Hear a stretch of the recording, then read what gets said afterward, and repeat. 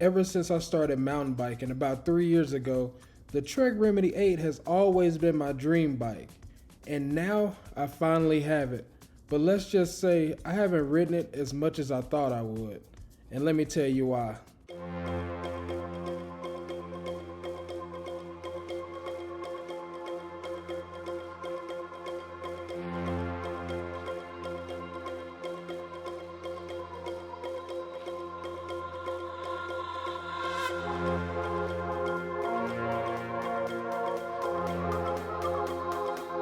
I started mountain biking about 3 years ago, and my first mountain bike was a Trek Marlin 6, and that bike came with the Shimano group set, and this was before I knew anything about SRAM or Shimano.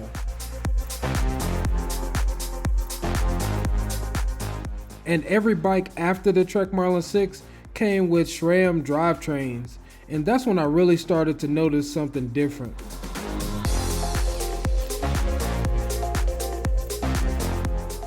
As I got familiar with the SRAM group set, I noticed that I liked the Shimano group set a lot more, and I ultimately ended up selling the Specialized status, but it's not because of that. I found out that I didn't really like the enduro setup. I'm more of a trail bike rider. I like to stay between that 130 and 150 travel, so that's why I ended up selling that bike.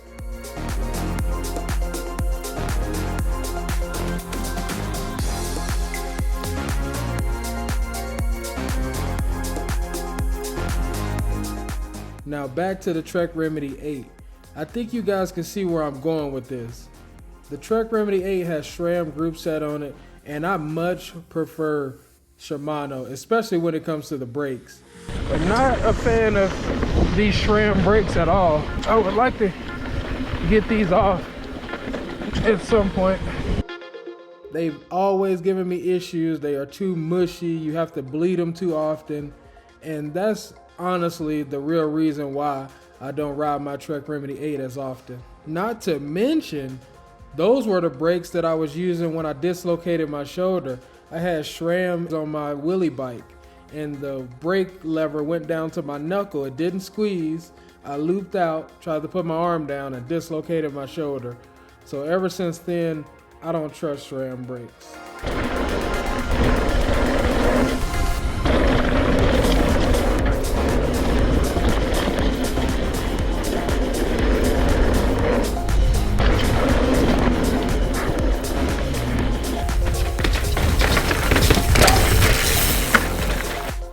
Now the brakes on my Trek Roscoe 9 and my Eminent onset are a completely different story. My Trek Roscoe 9 has Shimano. I'm not sure the exact model, but those things stop on a dime. And the TRPs that's on my Eminent onset also do the same. And they also both have Shimano drivetrains. And I've always had better luck with those. Maybe it's just I've had bad luck with SRAM, but I always feel like the Shimano drivetrains shift a lot smoother and last a lot longer where you don't have to adjust them. Now that we've rambled on about the problem, let's talk about the solution I'm thinking about.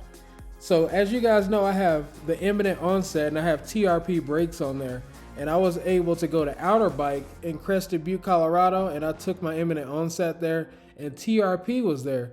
So I started asking them about the TRP brakes because I liked them so much. And he said, hey, do you know about the group sets we have?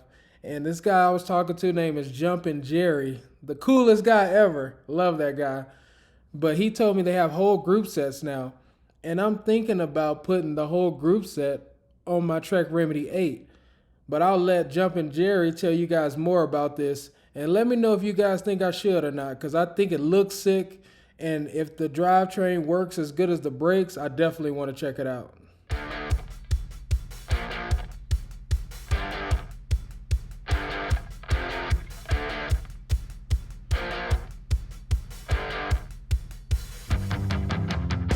All right, guys, as you know, I've been riding the Eminent onset lately, and we have Slate Evo brakes on there, and I love TRP brakes. They work so good. I've been riding them at the Trestle downhill, no issues whatsoever.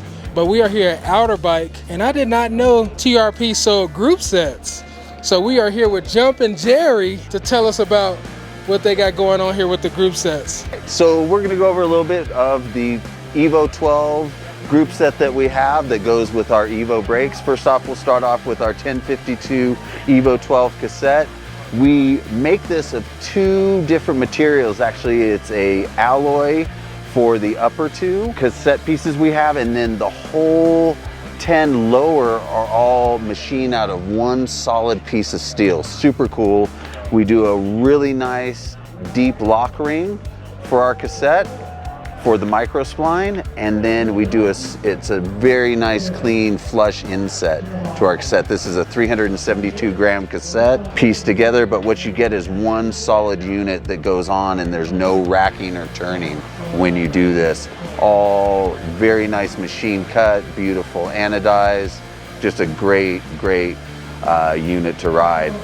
We paired this with our new Evo 12 derailleur, which has our patented hull lock that keeps the derailleur from moving backwards. Most systems now actually have clutch, and the clutch is of course taking up tension on the chain so you don't have derailment.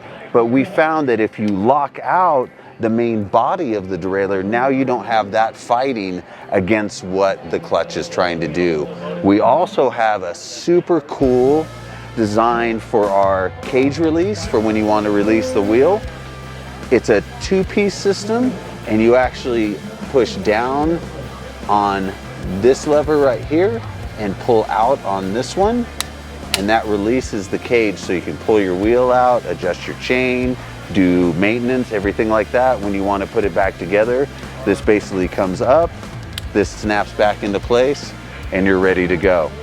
So this is the brain of the system. This is our Evo 12 shifter. We've got adjustability in our paddle 20 degrees for the upshift, but we also have a unique feature where you can either use this in multi-shift mode, or at the touch of a button you can switch this to single shift mode. So we play well with both e-bikes and analog.